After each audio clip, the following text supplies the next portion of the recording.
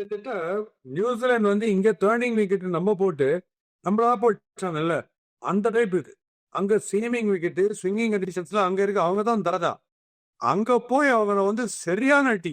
அதாவது இந்த மழையில மேட்ச் பூரி இருக்குன்ற ஒரு பயத்தை தாண்டி அப்புறம் ஒரு 600 அடிச்சு போன மேட்ச் இதே மாதிரி லாஸ்ட் டேல வந்து ஒரு 370 ஆட கொடுத்து உதப்பட்டதுக்கு அப்புறம் என்ன ஆயிட போறதுன்னு நினைச்சா அத்தனை பேர் வாயம் விட்டாங்க. ஏன்னா பிளஸ் மைனர்ஸ் பும்ரா அதுல போய் இப்படி ஒரு ரிசல்ட் வருதுன்னா அது ஆஸ்திரேலியாவில் 21 விராட் கோலி கேப்டன்சில குழந்தை பிறந்ததுன்னு கேப்டன்சி ரிலிங்க்விஷ் பண்ணிட்டு வந்த அப்புறம் இவரை எடுத்து டேக் ஓவர் பண்ணி ரஹானை டேக் ஓவர் பண்ணி சீரீஸ் மைனஸ்ல இருந்து 0 தாண்டி பிளஸ் எடுத்துன்னு போனாரு. அந்த மாதிரி ஆகி போச்சு. ஸோ இனவே ரொம்ப நல்ல விஷயம் என்னன்னா ஒருத்தர் சூப்பர் ஸ்டார் ரைட் இல்லைன்னு சொல்லல. பட் அவர் இல்லைன்னா ஒண்ணுமே இல்லைன்ற மாதிரி கிடையாது. கிரிக்கெட்ல யார் வேணா அக்யூரேட்டா பவுலிங் போட்டாங்கன்னா விக்டரி டேஸ்ட் பண்ணிடலான்றது ஒரு பியூட்டிஃபுல்லான ஒரு லெசன். ஆனா யாருக்கும் காம்ப்ளெக்ஸே வராது. இந்த மேட்சை பார்த்தா நான் இன்ஃபீரியர் காம்ப்ளெக்ஸ் எந்த கிரிக்கெட்டுக்கும் வருது. நான் செப்பின் பண்றேன் என்னோட பெஸ்ட்டை. அதுல இந்தியா ஜெயிச்சுன்னு ஒரு பியூட்டிஃபுல்லான மெசேஜ் கொடுத்துருக்காங்க இந்த மேட்ச்.